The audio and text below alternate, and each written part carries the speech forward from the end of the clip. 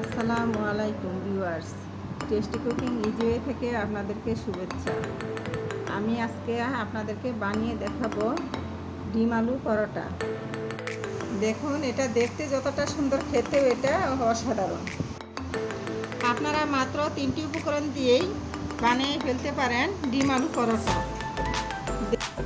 চলুন দেখে নিই কীভাবে। ডিম আলু পরোটার জন্য আমি নিয়েছি এরকম সাইজের 3টি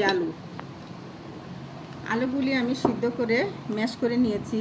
এরকম করে 2টি ডিম সিদ্ধ করে নিয়েছি। পেঁয়াজ কুচি, আদা কুচি, সরিষার তেল, শুকনো মরিচ গুঁড়া আর লবণ।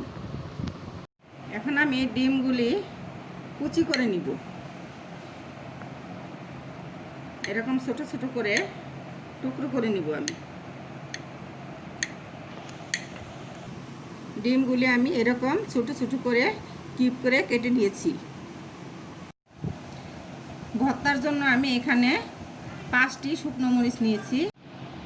আপনারা চাইলে ঝাল কমিয়েও নিতে পারেন, বাড়িয়েও নিতে পারেন। আমি হাত দিয়ে কষলিয়ে নিয়েছি শুকনো মরিচগুলি। এখন আমি পেঁয়াজ, শুকনো মরিচ, আদা, লবণ একসাথে দিয়ে আমি কষলিয়ে নিব। হাফ চামচ লবণ দিয়ে দিয়েছি।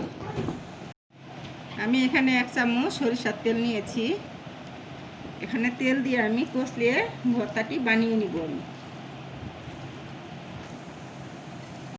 আমি মরিচ পেঁয়াজ দিয়ে তেল দিয়ে আগে আমি আলু কষলিয়ে নিয়েছি। এখন আমি ডিমগুলি আমি মিশিয়ে নিব, কিন্তু ডিমগুলি আমি ভেঙে ফেলবো না, সাদা অংশগুলি থেকে যাবে। আমি আস্তে আস্তে আলতোভাবে মাখিয়ে নিব ডিম। পরোটা বানানোর জন্য আমি 1 কাপ ময়দা নিয়েছি, 1 চামচ সয়াবিন তেল নিয়েছি, স্বাদ অনুযায়ী লবণ নিয়েছি। এখানে আর কিছু দিতে হবে না, আলতোভাবে মাখিয়ে আমি পানি দিয়ে মাখিয়ে নিব। অল্প অল্প পানি দিয়ে আমি মাখিয়ে নিব। একবারে পানি ঢালবো না, তাহলে সেটা নরম হয়ে যাবে। যেন পরোটা আমরা যেভাবে নর্মাল পরোটা তৈরি করি সেভাবেই আমি ডোটা বানাবো। দেখুন, আমি আটার ডোটি তৈরি করে নিয়েছি। এরকম সফট হয়েছে। দেখুন, এখানে আমি 3টি লেচি কেটে নিয়েছি। 1টি লেচি নিয়েছি। আমি এখন আটা মাখিয়ে এইভাবে রুটি বেলে নিব।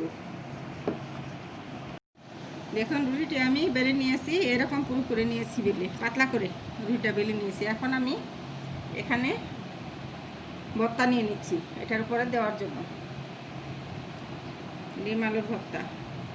এটাকে পরোটা শেপ দেওয়ার জন্য চারপাশে একটু পানি দিয়ে দিব, যেন আটকে থাকে। এরকম করে আমি পানি দিয়ে দিব।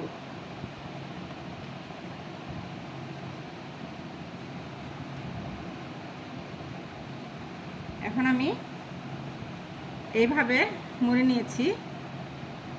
এখন আমি এইভাবে দিব, উপরে এরকম করে দিয়ে দিব, আর একটা পাট এইভাবে দিব। হয়ে গিয়েছে আমার পরোটার শেপ। এটা দেখতে অনেকটা মোগলাই পরোটার মতো হবে। এইভাবে আমি বাকি পরোটাগুলিও বানিয়ে নেব। দেখুন, আমি প্যানে তেল দিয়ে নিয়েছি। এখন আমি পরোটা ভেজে নেব। যখন এক পাট এরকম হবে উঠিয়ে নেবেন। এভাবে উঠিয়ে আপনারা ভেজে নেবেন। যখন হালকা বাদামি কালার হয়ে যাবে তখনই উঠিয়ে নেবেন পরোটা।